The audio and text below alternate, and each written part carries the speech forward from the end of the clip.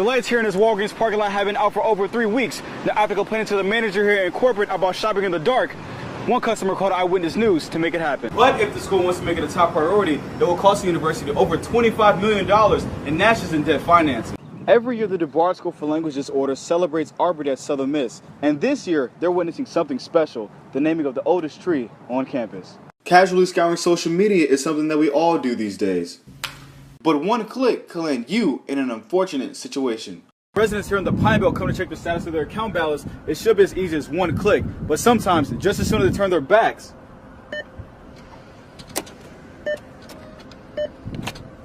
their money could be gone. You could be parking right over here on 35th Avenue just by next semester. Welcome to downtown Laurel. Businesses like Adam Trust here to my left are looking to take advantage of the economic opportunities in the area.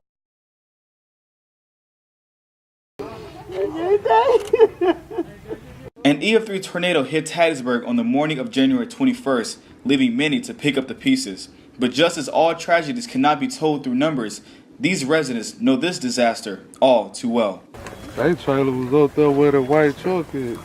That was our trailer right there. That trailer flew on top of our trailer. The tornado rips through the Hattiesburg area, specifically here on Edward Street, in a matter of moments. It's here for a second, then it's gone, and then before you know everything is gone. Most of these residents were not affected by the twister in 2013 that hit the west side of town, but this one hit home. But then when it actually happens to you, it's a different feeling all in together. I mean, it's like your guts are just tied up in a knot, and you want somebody to let loose for you. Jadeka Thurman took a walk through the events of what happened between 3 and 4 this morning. When the storm was going on, it lifted my trailer up in the air. When it lifted it up in the air, it just came to pieces. Thurman woke up to this scene of his trailer in which nothing is recognizable. His car, kitchen, and livelihood all changed in a matter of seconds. The trailer cracked open like a piece of, like somebody snatched a blanket from over me. And I was in the sky, you know what I'm saying? I was just floating. Thurman's story is reminiscent of so many others as the destruction spared no one. Edward Street is a vibrant part of Hattiesburg, but not now. This is not a movie. I mean, fiction is fiction. This is real. This is real. This is real as it gets. Look around. It don't get no realer than this. One resident, Edna Smith, went through Hurricane Katrina in New Orleans in 2005. After fleeing Louisiana, she came to Mississippi to escape tragedy, but it strikes again. Lived in Katrina for 30 years in New Orleans, lost everything, came to Mississippi and had to start all over, so I have to start all over here too. This time, like so many others on Edward Street, their spirits will remain high. I'm just peaceful because I'm still alive. God still got me alive. And I'm just thankful that I'm still here. To help these victims and others, please visit your nearest American Red Cross, Salvation Army, or other support center. Who we? Sirs! 1, 2, 3, champions! Coach Strader is a unique breed of prep coach. Since 2012, he leads Sacred Heart with only 9 wins in 3 seasons, but the on-field success is not what sets him apart. I don't see it as much as they do, so it's hard for them not to, notice it. But it's Coach Strader. That's who I am. That's just the way I've always done it. Take it or leave it. That's just the way I am. Boom, right there. To someone that sees a coach with no legs, they may be surprised. His players are not. He's just another coach. You don't even think about it. It doesn't hold him back at all. From 18 years old to his first day at Sacred Heart, Coach Strader has never changed. I walked out the very first day. I walked out in my shorts, and that's who I. It's part of me. It's who I am. I don't try to make a big deal about it. I don't try to use it as an excuse or anything like that.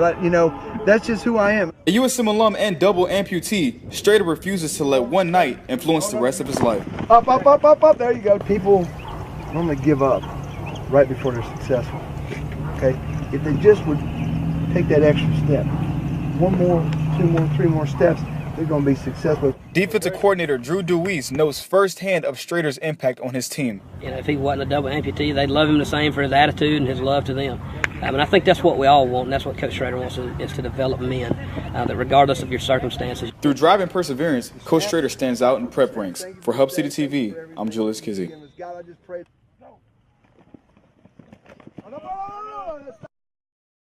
There are stories that the media can tell, and there are those that the people want to tell themselves. Color they're from. This is a human library where pages are not counted and the books do not end.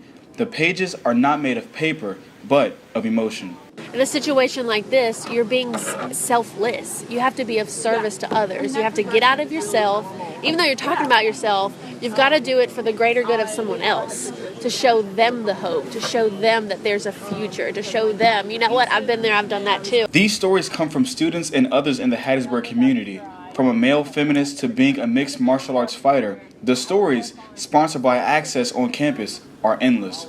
The conversations about these hard topics that no one really get the opportunity to have the conversation with these people ever again, really.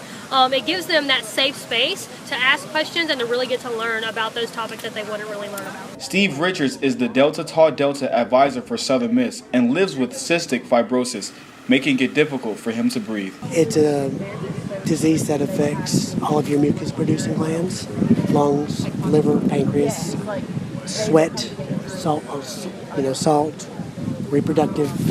So anything that's mucus-producing, it affects. Even though he can pass at any moment, he'd rather live in this one. What's the point of being here if you're just existing? Because then you're not enjoying life, you're not doing anything. Stina Jacobs is a former cocaine addict who's been recovering for 8 years. My eating disorder was the worst, and it's the culprit of everything else. It's what introduced me to cocaine. It's what introduced me to more drinking, and sometimes I'd be like, well, I'll just have like a daiquiri for lunch instead of, and it's not Smoothie King. You can't replace a meal with a daiquiri, but I did, those kind of things. Philip Stoner believes that women should not be the only ones fighting for women's rights. I think that being open about being a feminist and the way I view women's advancement culture, I think as a heterosexual male it helps to normalize that. I would like to think that. Only one of 3 stories, the Human Library opened the eyes of many students on campus. It goes a long way when you can understand people, why they do what they do and what they're going through. It makes you more willing to accept them for who they are. The Human Library only shows that stories can be told from any mouth without a page.